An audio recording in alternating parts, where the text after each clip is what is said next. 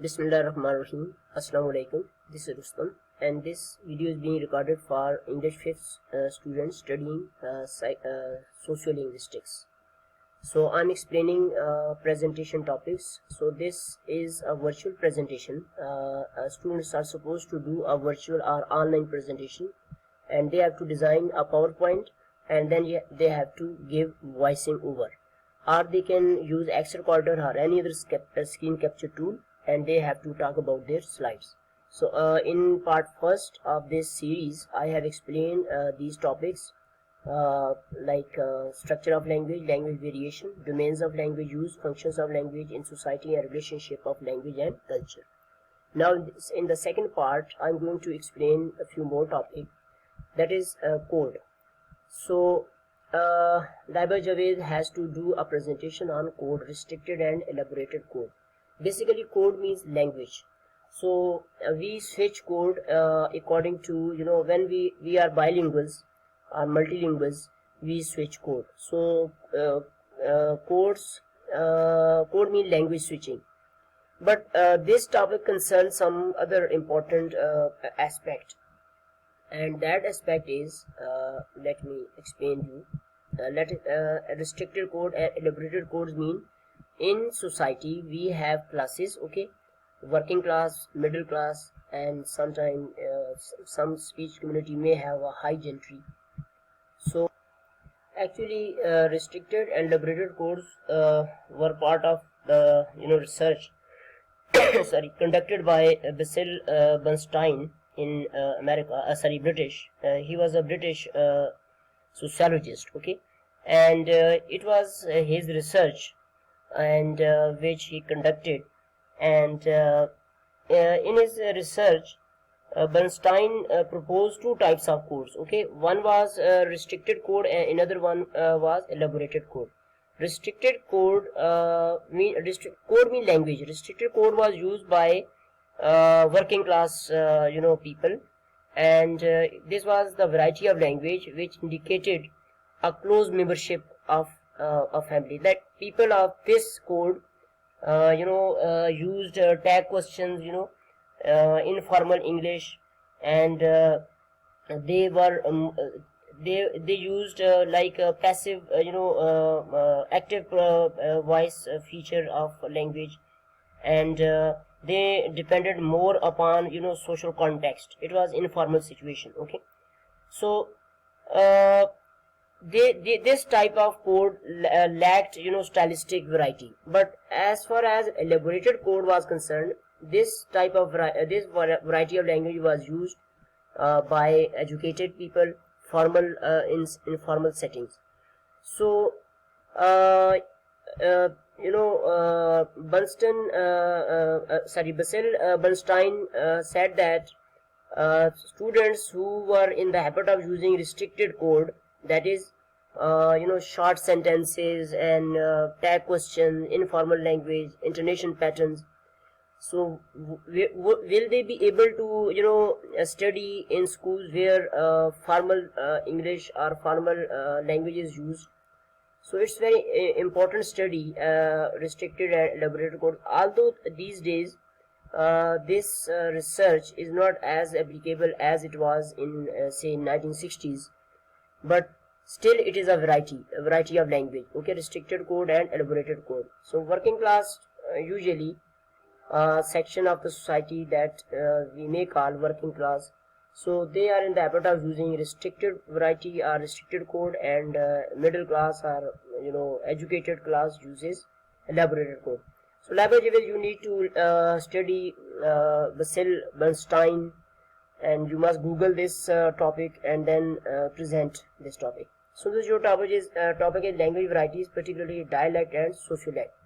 So although there are many varieties, but you have to discuss these two varieties of language. So dialect means regional change. So in this presentation, when you discuss dialect, so you can dialect American English and British English, okay, and then you can mention their differences, like let's say vocabulary differences, like British language uses biscuit, and American language uses cookie. So you can bring more examples like this. Then as far as syntax is concerned, or grammatical structures are concerned, so British English and American English, again these two dialects are different. Like American English use, let's say, past. British English uses past, present perfect tense in a situation like he has just gone out. He has just gone out, and an American would say he just went out. So this is syntactical difference, and pronunciation differences are quite visible and audible. I mean, quite clear. If you listen to CNN or listen to BBC, you can easily differentiate between two dialects. Okay, and like fast and fast. So Britisher they use long vowel sound, and American use short vowel sound, and there are other differences as well.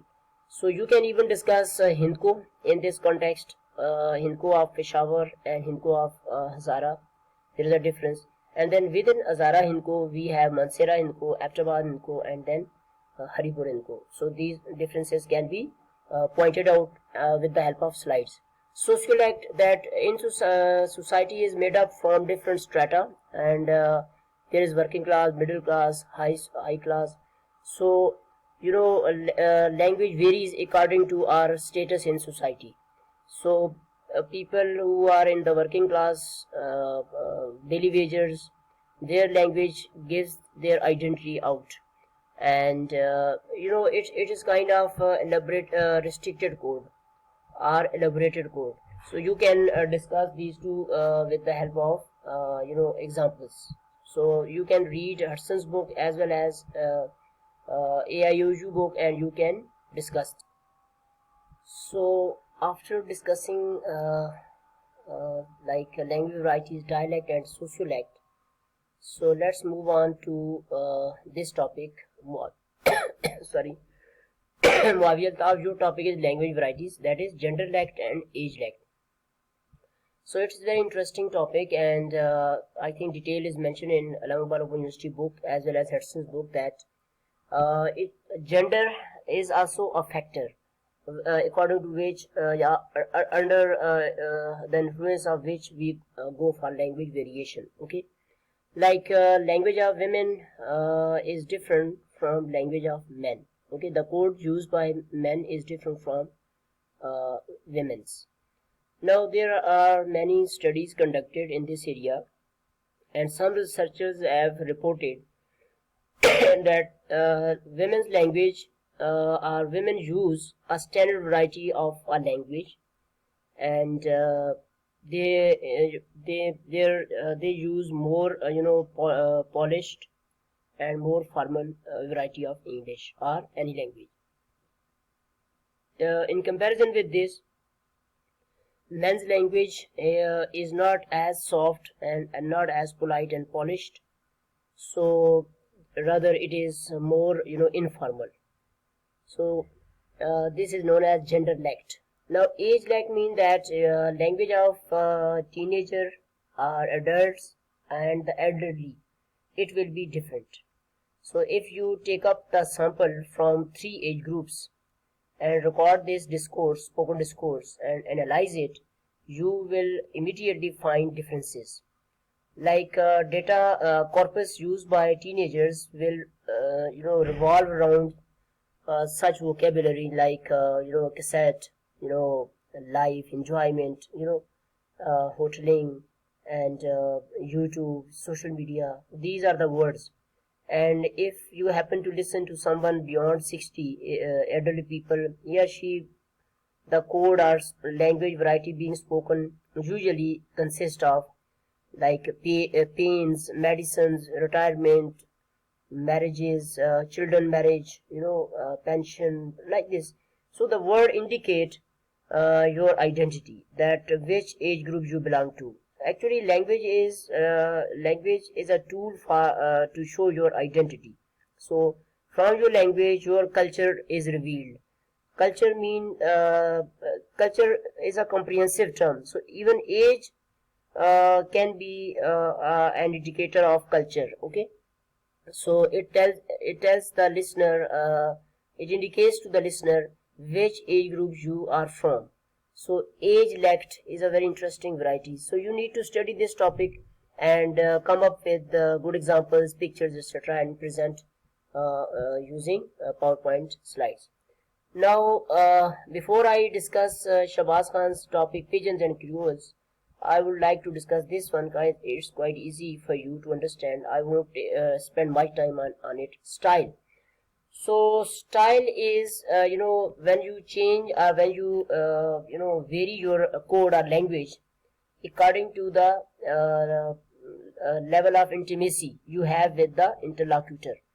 Like if someone is your friend, your sentences and your vocabulary will be quite informal. But if you happen to talk to some foreigner or someone senior to you, so you will be using quite a different style of language.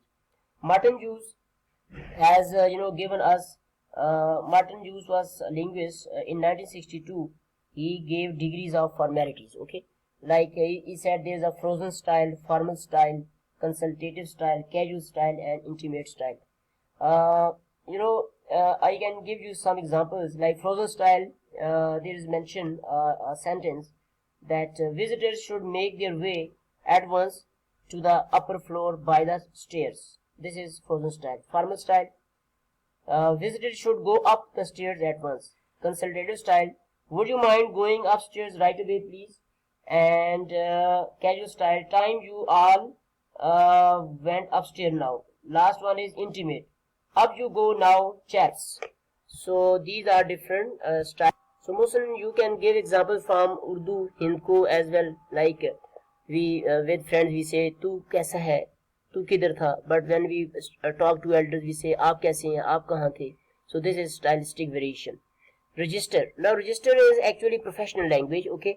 Register of doctors. Okay. Doctors language is different from navigation language. Civil engineers have their own particular language. So if two teachers are talking and you happen to listen to their talk, and you don't know that they are teachers, but after listening to their register you can declare them that they belong to education sector. So every profession has got its particular register. But register is also a comprehensive term, and in register, Mohsen, you have to also add three other terms that is known as field, tenor, and mode. So what is it? It is also, field mean subject matter, okay, of a text, and tenor is relationship between the author and the audience, okay. If something is written, I'm talking about, and mode is how the text is constructed. But these three things are related to written, code, but sometimes it can be, spoken as well. Anyway, if you understand this aspect of register, you must also discuss field, tenor, and mode, because they are also subcategories of register. But if you are not clear about these, so you can discuss a professional variety of language. Okay, now I'm going to, yes, time is going to be up, and in the next our third part of this video series, I'm going to discuss pigeons and creoles. Okay, thank you very much.